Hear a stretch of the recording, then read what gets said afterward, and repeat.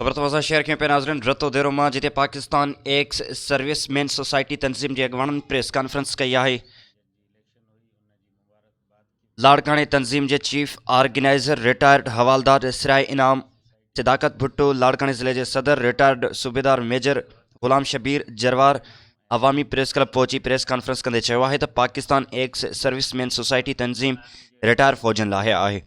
इन तंजीम 1972 ईस्वी का रिटायर फौजन के हक़न लाइ कम करे रही है। इन तंजीम के मरकज़ी उहदेदार retire major, retire general, retire brigadier शामिल हैं।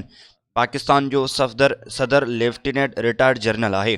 पूरे पाकिस्तान के रिटायर जवान इन तंजीम में शमूलियत कन। असां बाकायदा सोशल वर्क मेंबरशिप और पार्टियों जोड़ने जो कम शुरू किया है। असांजी हर मुमकिन कोशिश होंदी त असां अवांजा जायज़ मसला हल कयूं। जे अवां थानन, कोर्टन, रेवेन्यू और पेंशन लाइ परेशान न थियो, असां सां राब्तो कयो। असां अवांजी हर मुमकिन मदद कंदासीं। सर्विस में रही करे मुल्क की खिदमत कई है। इन वक्त भी मुल्क लाइ जान हाज़िर आ।